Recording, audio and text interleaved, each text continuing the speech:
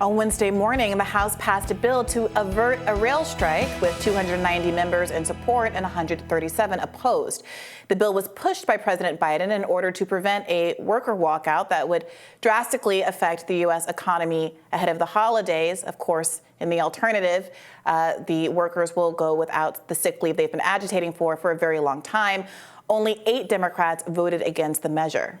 Along with the railway strike bill, lawmakers voted on a separate measure that would give rail workers 7 days of paid sick leave per year, and it passed by a vote of 221 to 207. 3 Republicans joined all Dems in supporting it. Here to discuss is labor reporter for the Washington Post, Lauren Gurley. Welcome, Lauren.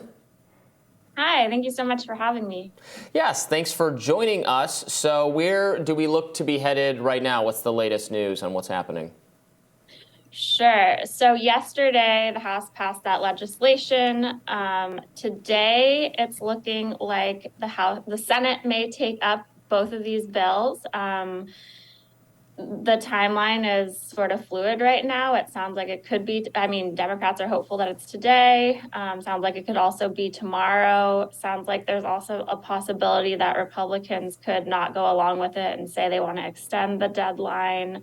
The politics got a lot trickier yesterday because I think a lot of Republicans don't want to have to take the sick leave vote. I think it makes them, look bad to vote to not grant workers those 7 sick days. And yet, it didn't seem to be a problem in the House, Lauren, where only 3 Republicans crossed the aisle to support the sick leave.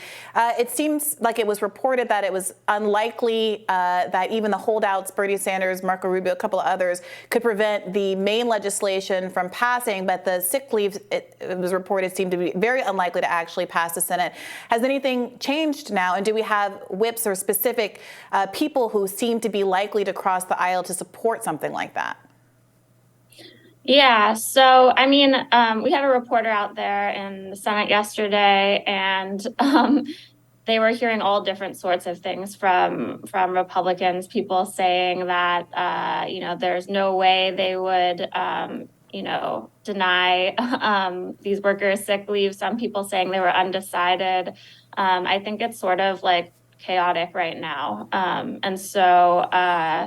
People have walked back their promises. So it's sort of all over the place. I think we actually just don't know right now. And, I don't think I think the path is more fraught than maybe we'd expect. Well, despite talk of torpedoing the rail deal, the Congressional Progressive Caucus decided to go along with it and then separately vote on Senator Bernie Sanders' request for added sick days. Here's what Senator Sanders had to say about the bill.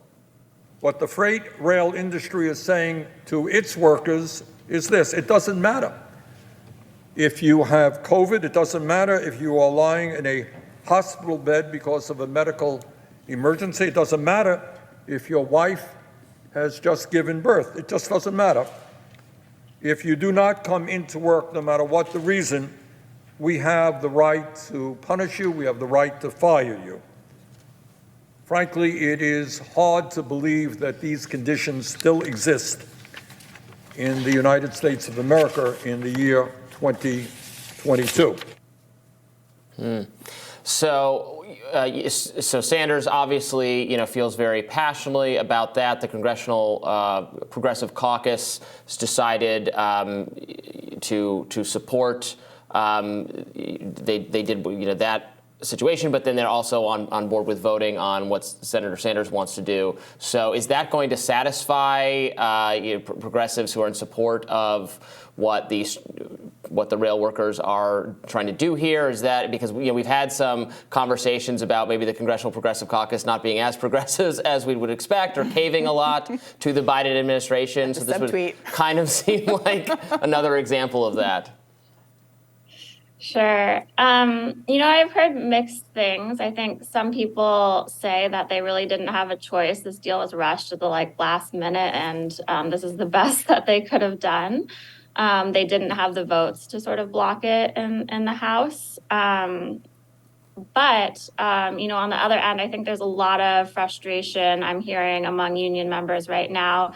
They feel like they've been sold out by the Biden administration. Biden promised to be the most pro-union president in the United States, and I think in U.S. history. And I think the frustrating thing for them is that, the Biden administration negotiated this contract deal that they're probably going to end up having. They forced that deal, and now they're preventing workers, depriving them of their ability to strike. So it's basically like they have handed them this deal and they don't really have an option with it. So I think that's very frustrating to them. That's exactly right. Biden is taking the posture that his hands are tied, but he, in fact, negotiated the very deal that excludes sick days that they're now being forced to take on and prevented from doing what other unions can do, which is go on strike if they don't like the terms. So earlier, you just mentioned that some of the progressives said we couldn't block the bill in the first place, but some progressives did, in fact, choose to symbolically stand with workers at the very least and not vote for the bill, including Pramila Jayapal, Mark Pocan, and I believe 8 Democrats in total. So I think that excuse rings a little hollow for people. Moreover, a lot of progressives feel like we have seen this before. We saw this with the bifurcation of the infrastructure bill, and people saw a similar little dance going on with the $15 minimum wage,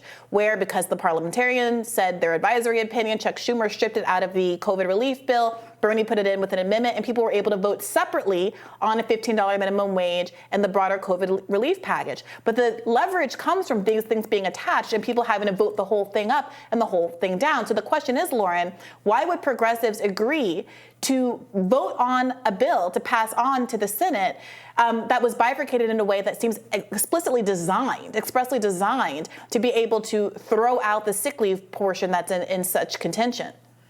Right. I mean, I think, for a lot of people, both Democrats and Republicans, I mean, these workers are their constituents. They want to appear to be, at least somewhat on the side of labor. And so I think it looks really bad, not to include these. And I guess in a way for Democrats, it was a way to sort of make Republicans look bad, too, to, do the symbolic vote that, likely it won't pass and sort of put it in their hands.